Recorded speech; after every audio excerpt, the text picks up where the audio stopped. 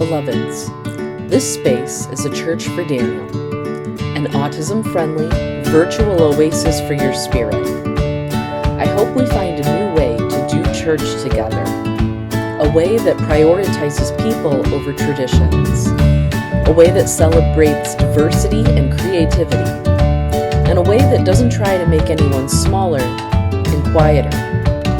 It's a church for my son, Daniel.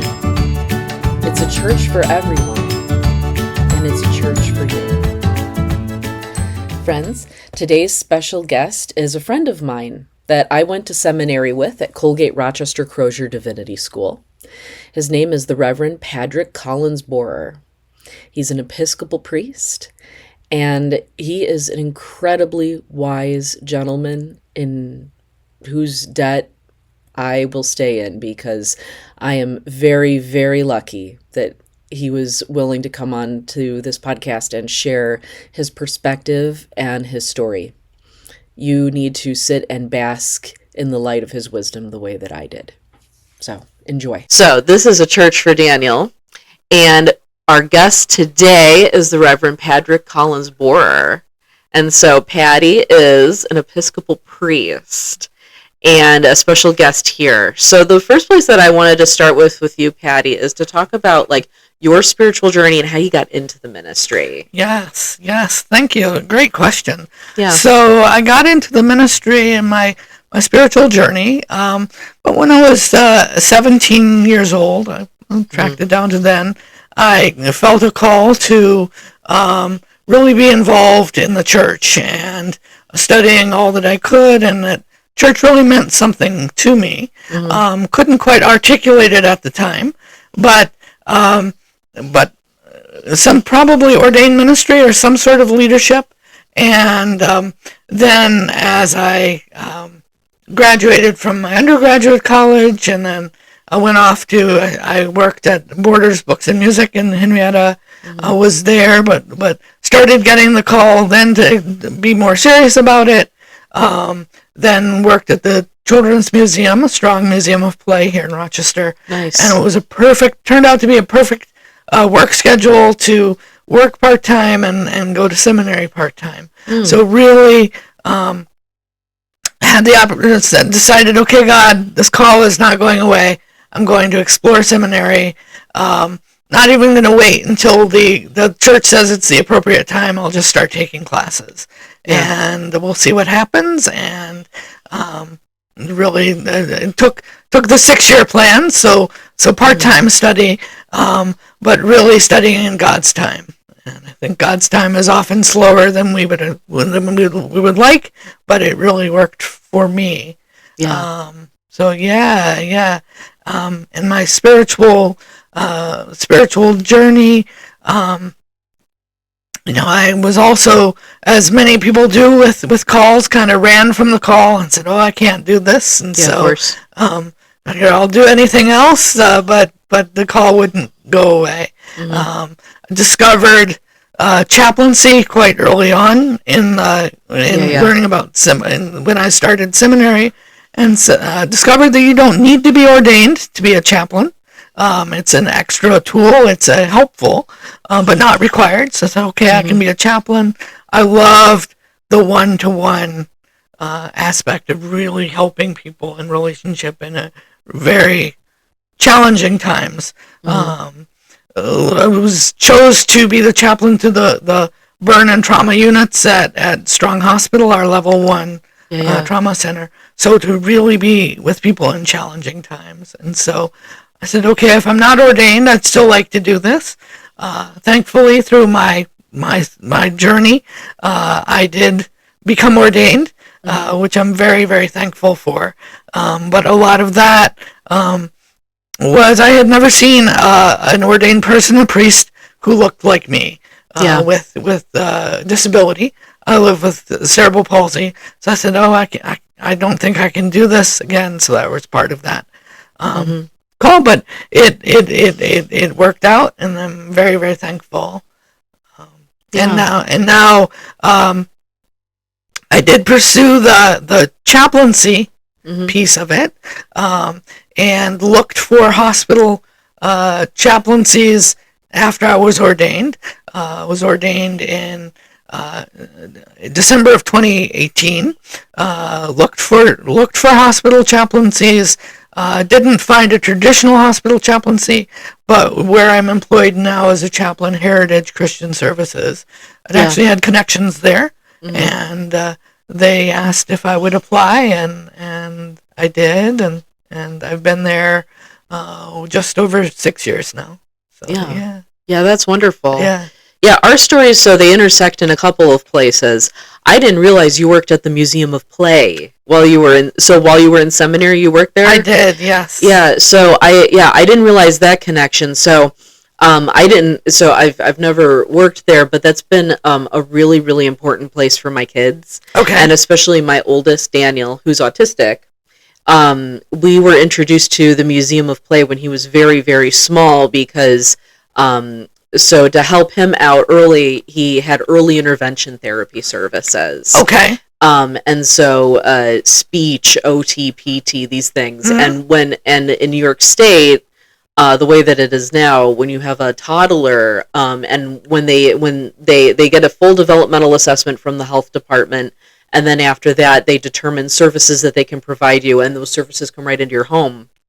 So we were getting therapy services in the home multiple times a day for Daniel, and then they said, well, we can also do therapy at Strong.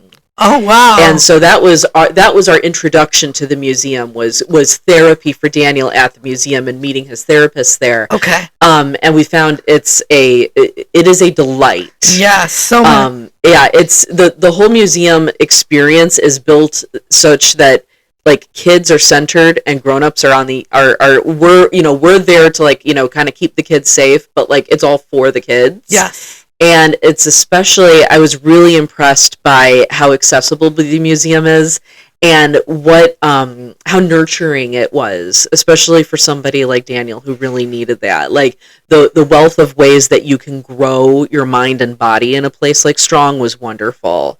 So it's a wonderful community treasure that, for those of us that live in Rochester, it's right in our backyard. Yes. Like it's world renowned. Like people travel to go there, Yes, and the Toy Hall of Fame, which inducts toys each year, and Video Game Hall of Fame as well. And so totally. Many great things. So you can have a lot of fun there too. Yeah. Playing and like when we used to go all the time.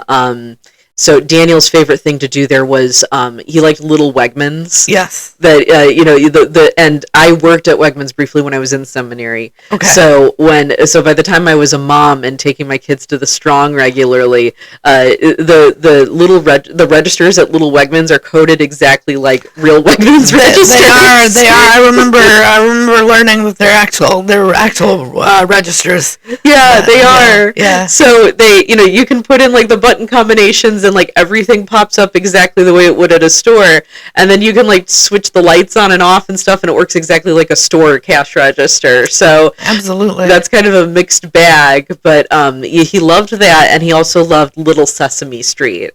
Yes. And going into the little Elmo's World Cove, and that was his favorite part of it. But like, it's a really nurturing place. I've loved that.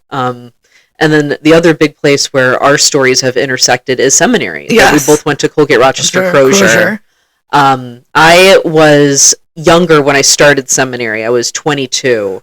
And I was very gung-ho, like, I want this degree done in 3 years, gosh darn it, if it kills me. So I went, like overboard in classes, to the point that, probably I got a little burnt out by it. But it meant that, our storylines intersected for a little bit of time during the time that I was finishing up and you were getting started, it sounds like. Yes, I think we overlapped maybe my first year, maybe first or second year. Yeah. I remember that you worked in the library. Yes.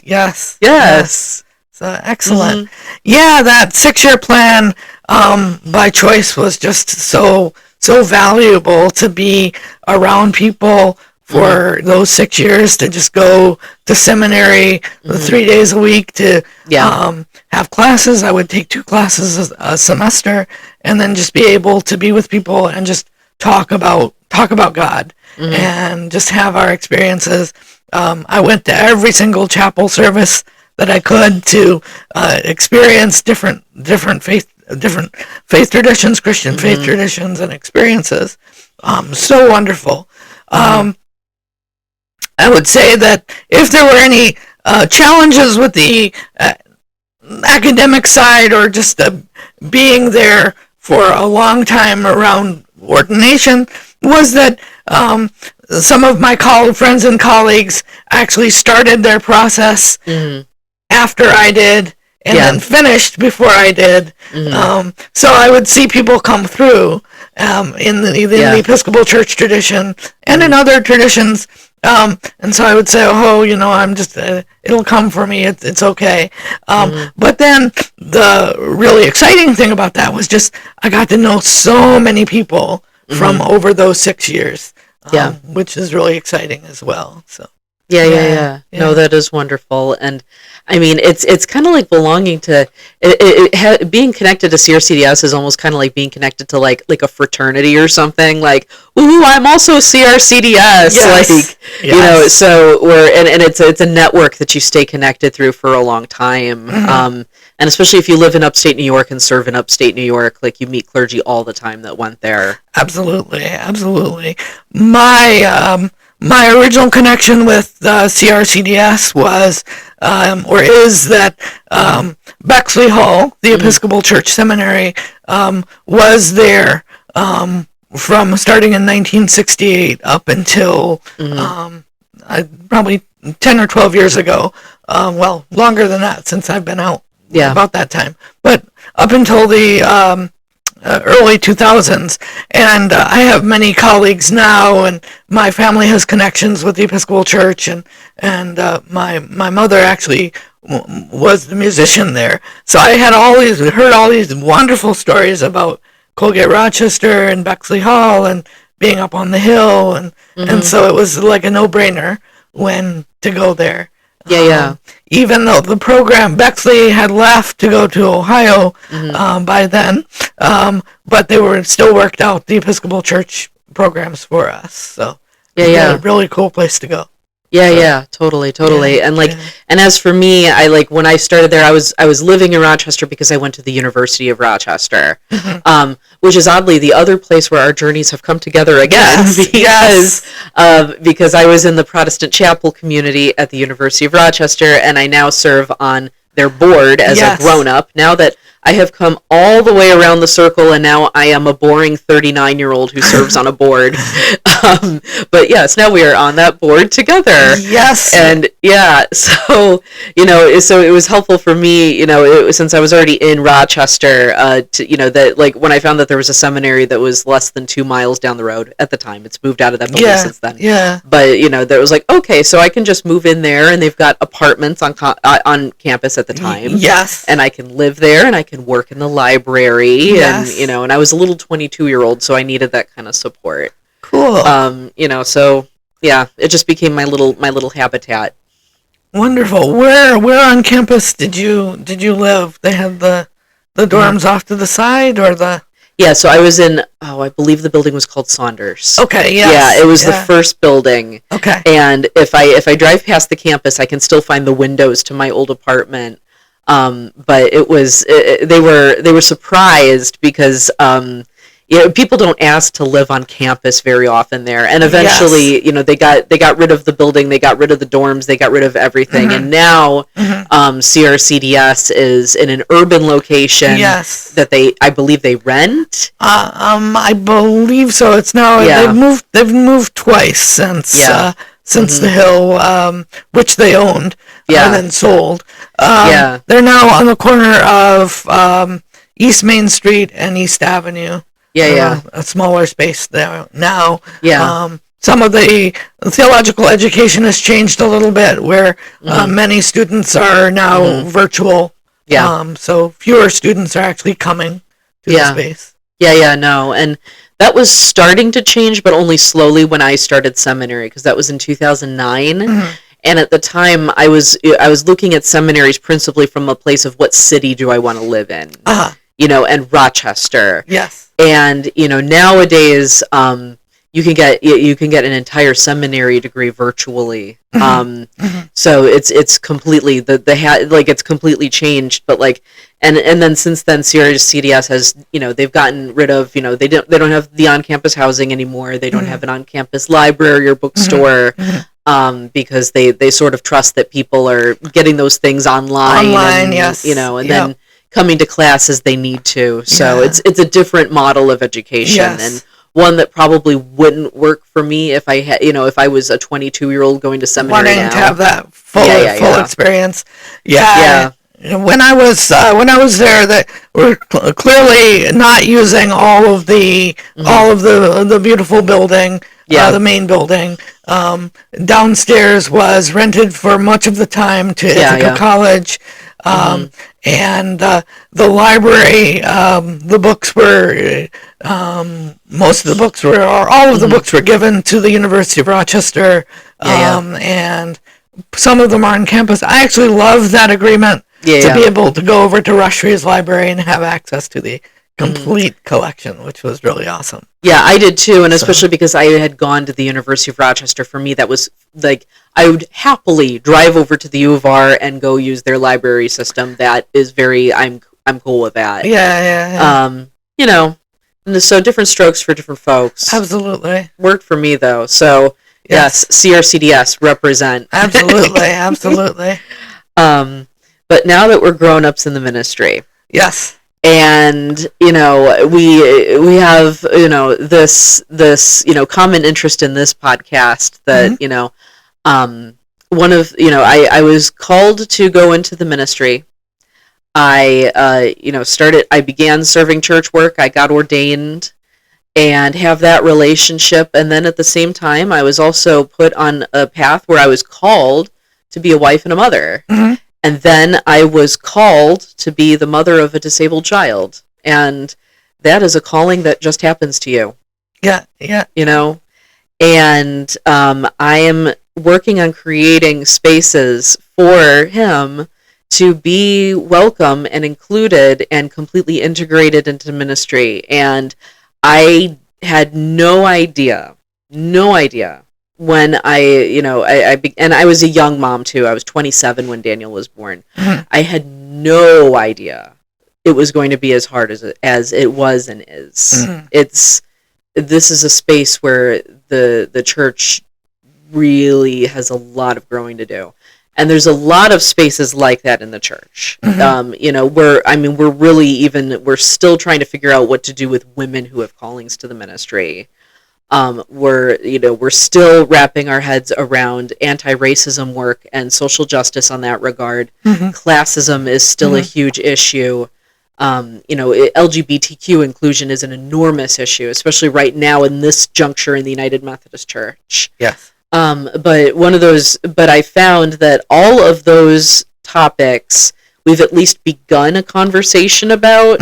Oddly, ableism is this place where we haven't figured out how to talk about this, and then when you find out that this infrastructure is ableist and it's exclusionary, you kind of have to thunk somebody over the head with that piece of information. And that doesn't go delicately anytime. I'm wondering what you have to say about that, Paddy. So I know in the United Methodist Church, for example, there are, and it may be region by region, but there are disability kind of support or representation groups within the region. And I serve on one. Wonderful. Thank you so much for representing there. And I know there are many denominations that have representation to help these churches get through what are very ableist practices that happen, I think, without church leadership thinking. And there's so many definitions of ableism. But I think the simplest one that I've heard recently is just when people throw up roadblocks, just say, we can't do this. This is too hard. So, we won't allow you to even explore what you'd like to do as far as leading in church, which I don't agree with. I find that in my own tradition, there is no national church group that looks at disability as far as support. And it's something that I believe is missing within our church. I am happy to see that by diocese, the individual dioceses and the bishops are slowly, very slowly, emphasis on slowly, starting the process of trying to figure out how do we support people with disabilities.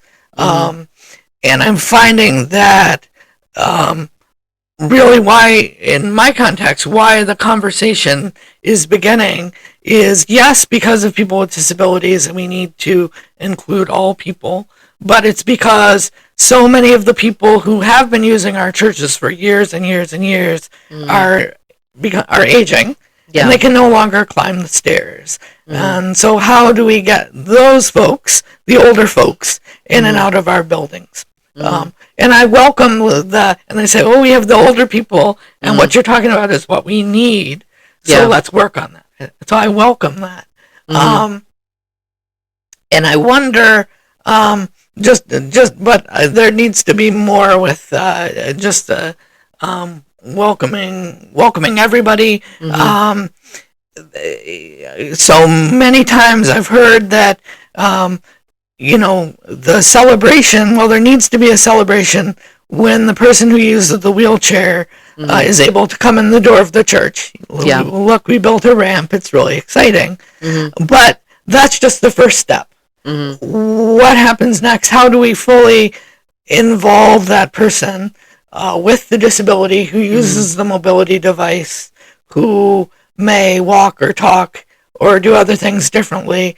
How do we make sure we're listening to that person, fully making sure they belong in the church? Or anything from, greeting people at the door to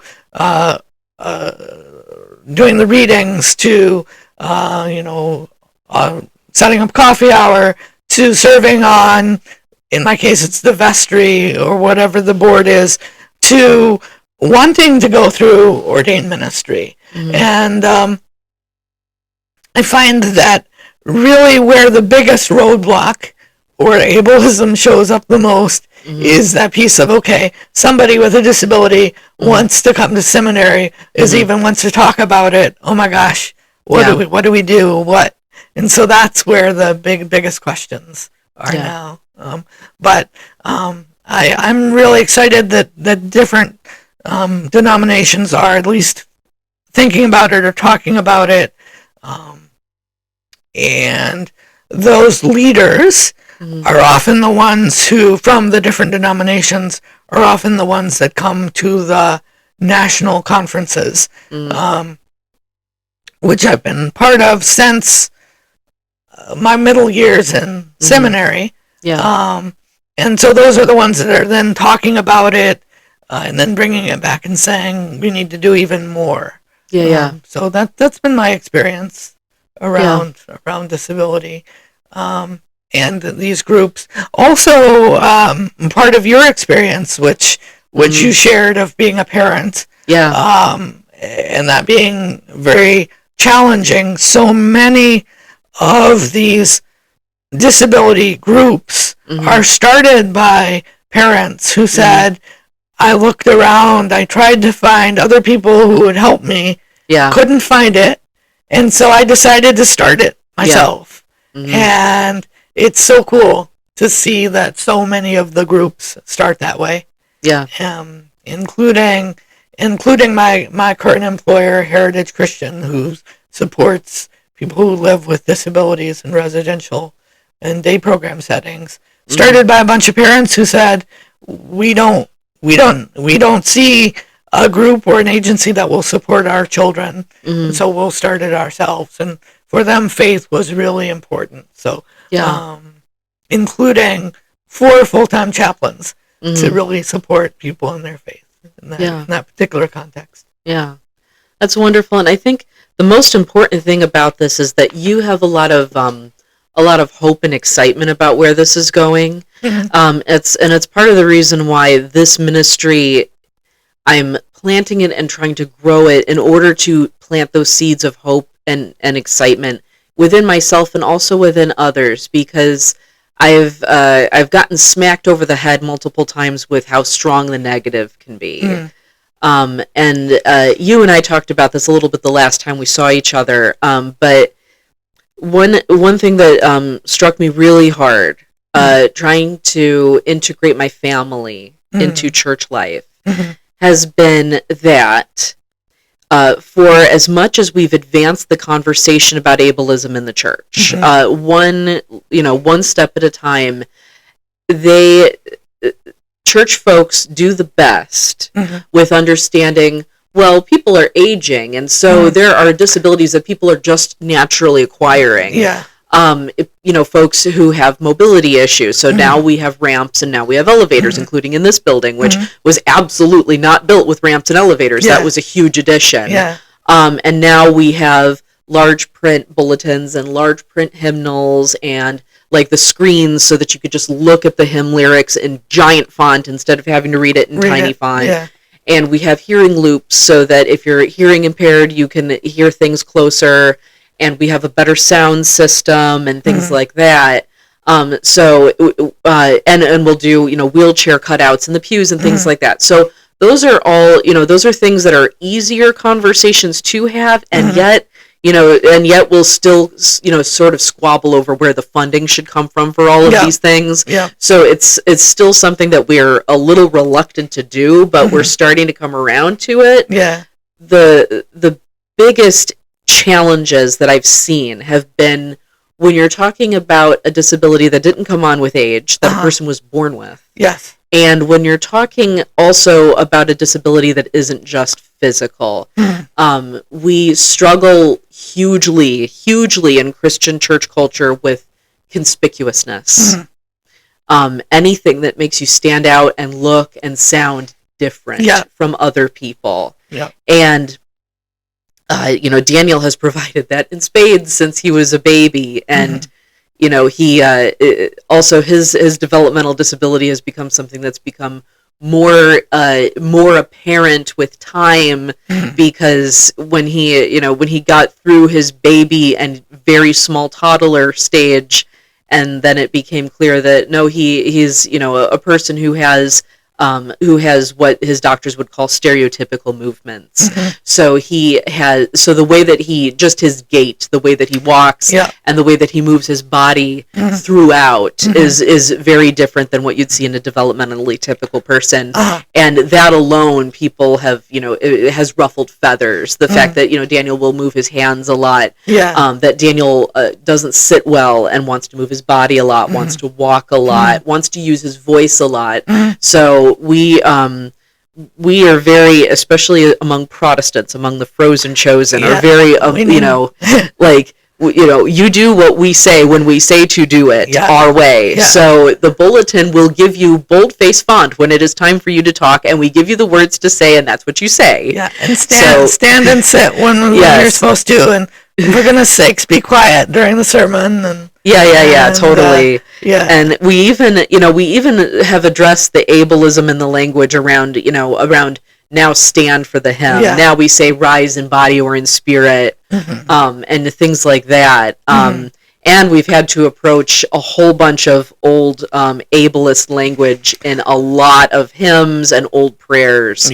Like we have an entire verse in "Oh for a Thousand Tongues to Sing" that we have pushed in a different direction because it uses language that now doesn't pass in church appropriately. So but still, the idea that that we have to keep stretching the table, even for folks who are very far outside of it. It's hard.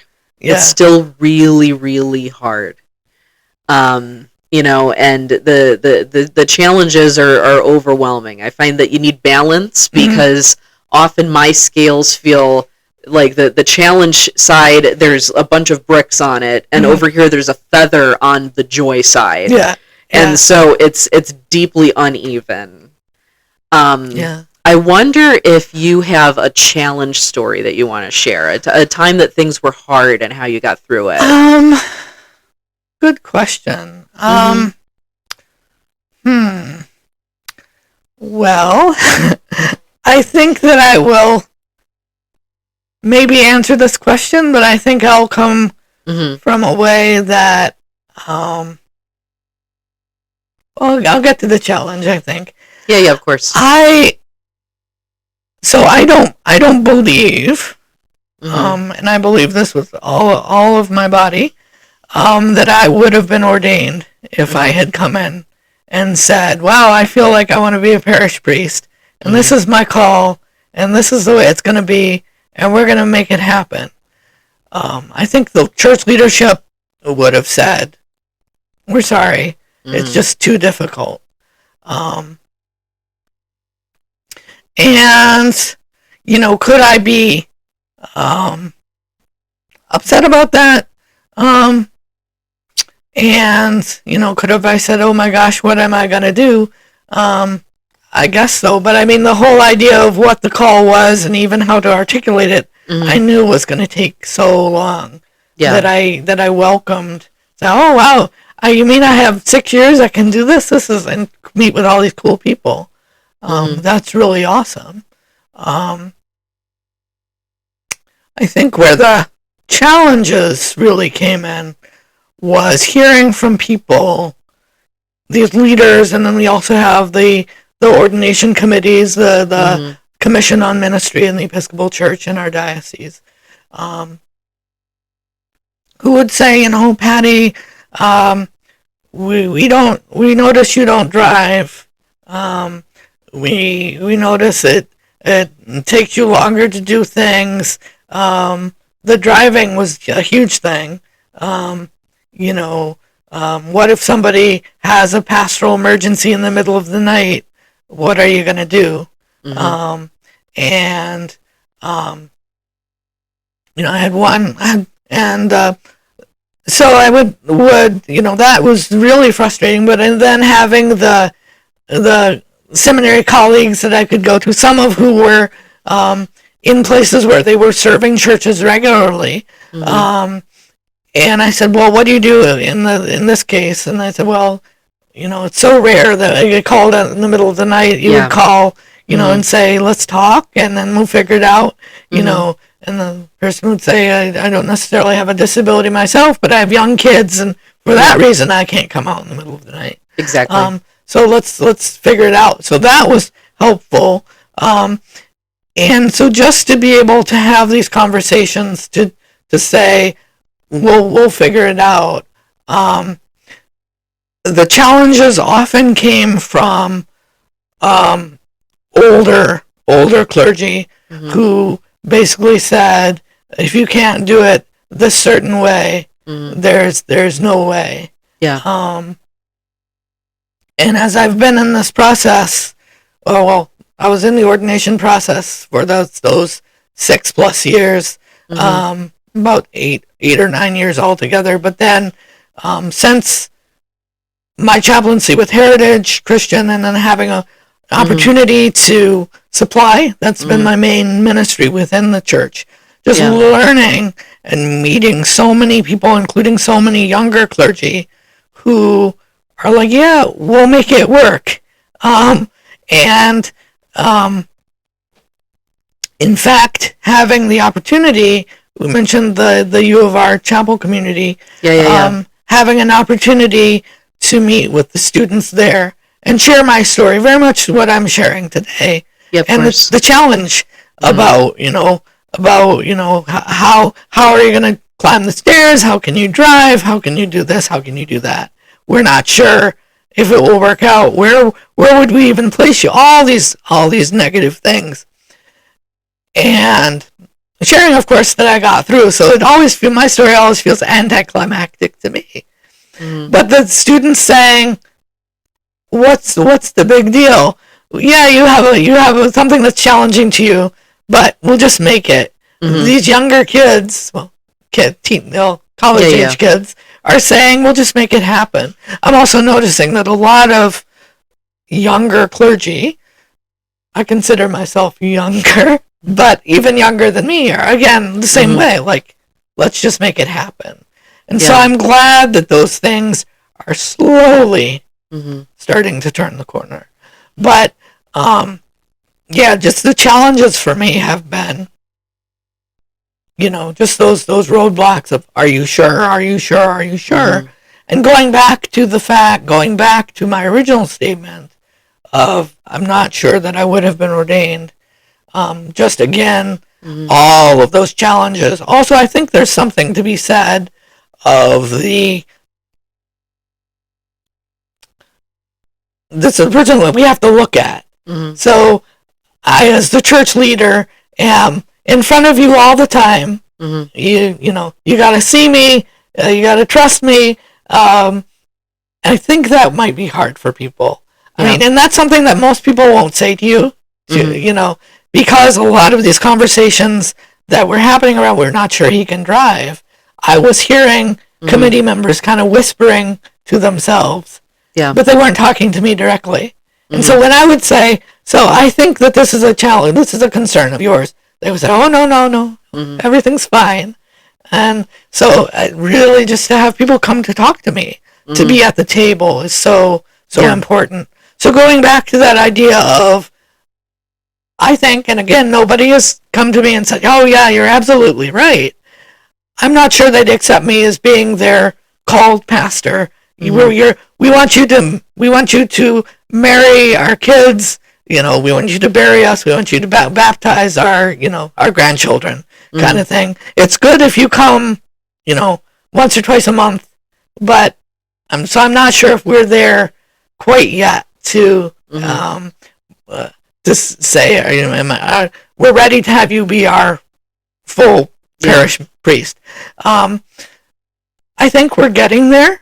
I know our recently consecrated bishop in the Episcopal Church is certainly really excited about having those conversations. And I'm feeling much more prepared and ready to go there. I would say there was a lot of internalized ableism that I had, stopping me to say, oh, no, this can't happen. But a lot of my people that were my allies advocating for me to say, wait a minute, Paddy, you are doing it already just by standing up and being present. That's so powerful. So just keep going. And to have that support is just amazing. So of course. I don't know if I've answered your challenge. Oh no, you definitely have in spades. There's so much to be said there because yes, old school thinking, and we are trying to get rid of that in churches, and that we tend to we're about a century behind everybody else. This is a place where we still have wired internet and landline phones. So our thinking isn't any more advanced than our technology is. But and it takes a really long time to be able to actually effectively change assumptions. And also that anxiety factor that becomes really, really big in congregational life. And it's a big way that that's a big roadblock that I've seen come up with inclusion of somebody like Daniel. And it's why the conspicuousness matters so much because, an older member who has who has poor vision now and who brings a magnifying glass and a flashlight to read the hymns. That is something that you can kind of notice once and then forget about. And they don't need anything. But for some disabilities, it means, being part of a community means always needing the care of the family always. Yeah. And so, and it's also, in fairness to our congregations, a big ask of them. And I have had situations with Daniel that went south just because the congregation wasn't able to handle it. And when the anxiety train starts to leave the station, for you, the grown-up version of that sounds like, but he can't drive. Like, for my kid, I don't know if he'll be able to drive. Right now, he's 11. I couldn't drive when I was 11 either. But I don't know what it'll look like when he's 16, 17, 18. And I don't have a crystal ball. So I'm always just finding out new information as I hear it. Yeah. But for congregations, it becomes like, but what if he moves a lot? So what if he touches this? What if he goes here? What if he does this? What if he? And I find that congregations come up with an infinite number of what ifs. Yeah. And that addressing anxiety is a really, really important part of this inclusion process, because we have to be able to deal with, okay, well, what if? What if you do get called at midnight that somebody is in the hospital? Yeah. Well, there are, then you will do something. Like, there are ways to address that. Yes. But anxiety can become this block that just sits, and says, here's the end of the conversation instead of the beginning. Yeah. Those. And again, that definition of ableism, of just throwing up the roadblocks, just to say, that's it. It's just too hard. So just continuing that conversation is so important. Also, I've had the honor of being an advocate for others, other seminarians and clergy who live with disabilities, and hearing from other seminarians who are going through the process, who either for deacons or priests, and it's common to hear in my diocese, here I'm a person who feels called to the vocational diaconate, so I want to be a deacon. So I set the table as one of my main activities. I go out to the community, and I represent the church to the world and the world to the church, but I need to set the table in the liturgy, and I'm not able to use my hands. But I'm totally able to tell every theological reason why we set the table the way we do. The church leadership is telling me, if I can't physically set the table, I can't be ordained. Or, all of these challenges. And just right now, talking about, wow, that's really sad. So going through how are they advocating? How can they talk about it? But it is so sad that there's so many roadblocks that are still here in the 21st century, just thrown up to say it's just too hard. Yeah. And especially when you're talking about what you do with sacraments and what you do with leadership, what your leadership is going to look like. And, we're Protestants, so we have like a priesthood of all believers thing going on. So even, people who aren't planning on going into the clergy, everyone has a role to play in representing the Imago Dei, like the image of God in the congregation. Yeah. But we struggle with who can hold that? Who has that? Who we can see that in. And it just, I had a light bulb memory of, so one time when we were in seminary, and the details are a little hazy for me now because, oh boy, but when you step into the time machine and it goes do, so but anyway, it was like, we had, one of our classmates wrote a play.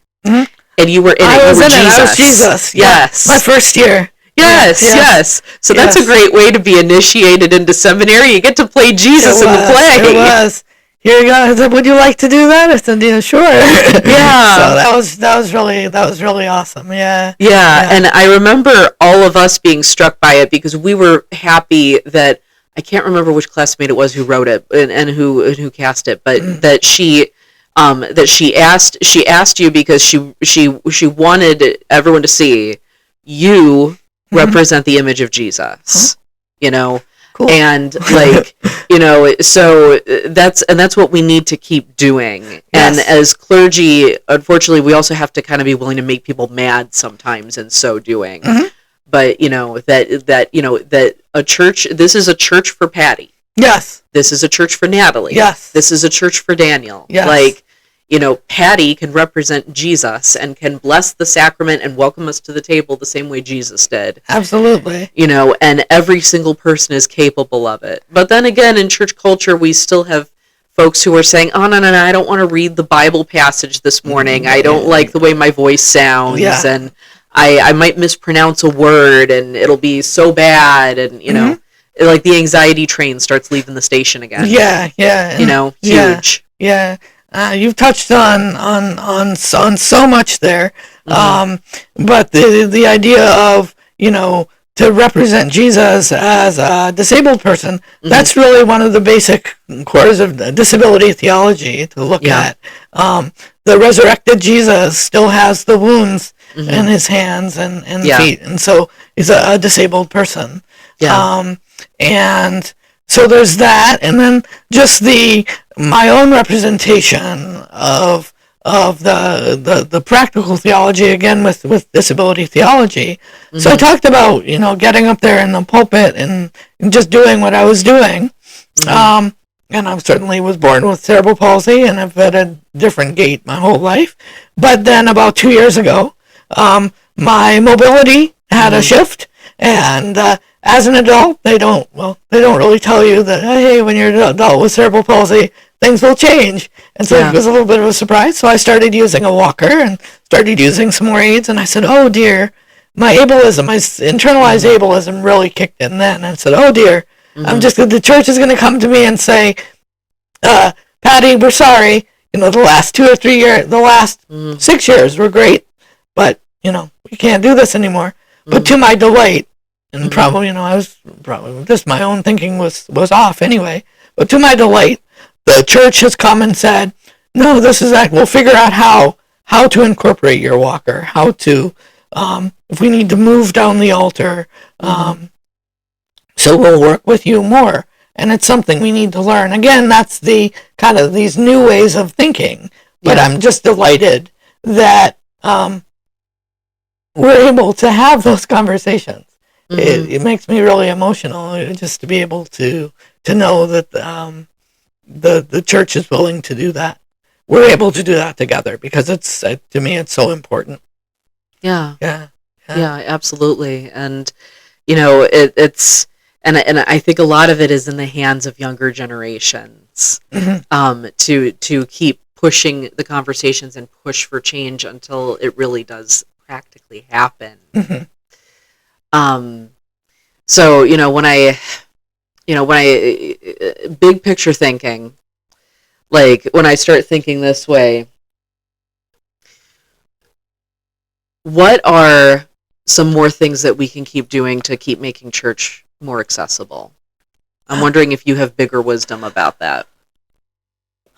That's a great question. Definitely, I mean, just the practical stuff of, you know, we no longer need to have these raised chancels and raised pulpits, and for any number of reasons, but for accessibility reasons, you know, number one. Number two, it's the whole hierarchical thing. The priest doesn't need to climb up into the pulpit. We should all really be on the same level, you know, sermon on the plain kind of thing. And so that's one thing. It's just to move everybody to the same level. Again, priesthood of all believers. We should really just have everybody included in worship, and then continuing to work towards inclusion is the word. I think the early word. I think the word that I prefer is belonging. But make sure that everybody belongs. So that the person with the disability belongs. So just continuing to do that work. And it's a journey. But we need we need the allies, folks that will just say, no, everybody needs to be part of this. That without people with disabilities, without the other, whoever that is, just the whole body of Christ is not complete. Yeah. So just to continue, I think those are ways we can continue to do this work. And what I try and do day in and day out, and I have to say, boy, it makes me tired, but I need to do it. Part of me says I would love to be Paddy the priest, and it just so happens I have a disability and not have to worry about it. But then the other part of me says, if somebody wants me to talk about my disability because it still needs to be talked about, I'm happy to do it. But I wish there was something more in between. So yeah, absolutely. And well, I'm still Natalie the lady preacher. That's we're when you're carrying otherism into the space with you, it's I think in society we've come a little further, but in church spaces we still just kind of have to own it and then not and then have a ton of confidence about it. Yeah, that's what I'm discovering. Certainly with bringing in my walker over here, which is off camera, off to the side. But just being like, yep, this is just the way it is, and that's just what we're gonna have to do. And wanting to have those conversations, and the very few churches that are still like, oh, but we insist on having coffee hour in the basement because we've always done it that way, and we're not that excited about trying to figure out how to get you down there. I just have to kind of brush the dust off my sandals and say, okay, and move forward. Yeah, then that's not a church for you. It's and also that our churches, ultimately, as it comes to it, they have to make a choice. What's more important, the coffee continuing to be in the basement as it has always been, or Paddy being there. And we need to get to a point where we're centering people always, and that if anyone is missing, that is a hole in the church. That is not, we are not complete until everyone is here. Absolutely. Yeah. A place that I've loved to end podcast interviews as long as I've been podcasting has been, if there was one thing you could tell the world about God, what would it be? Wow. Let's see. That we are definitely all made in the image of God. I've really truly discovered that. And that's really what helped me get through my ordination process. The Psalm 139, that we're fearfully and wonderfully made, to really discover that, and really see that in action, that God cares about me. And I see that through coming together for the Eucharist. That was huge for me. Because in my in those commissions on ministry meetings, the members would tell Paddy, you'd make such a wonderful deacon. You'd do such great things in the community already. And it's such an easier process. And I say, yes, okay, I agree with that. But it's essential to me that I'm sharing the Eucharist, the body and blood of Christ, symbols of the body and blood of Christ, with people. And to be able to do that, I must be ordained. And so to be able to share that with others is such a blessing. So to me, that's where God is, to show that we are all fearfully and wonderfully made. And I guess to tie in this piece, one of the challenges, I suppose, was that, some of the leadership was saying, oh, Paddy, are you saying that you want to join the church because you think everybody loves each other, that there'll be no politics, that, absolutely not. People can still come together stand or kneel or share the Eucharist, and they don't need to love. They don't need to like each other. Mm-hmm. They can even have arguments with each other, but still God loves you. And that's really the message that I discovered, that God loves me even though I have differences, and that's cool. That is cool, and I love it. Yeah. I love it. Yeah. Yes, Paddy, you are a gift to the church, and the church needs to be a church for Paddy, or it is not a church. A Church for Daniel is produced with love by the Reverend Natalie Beck.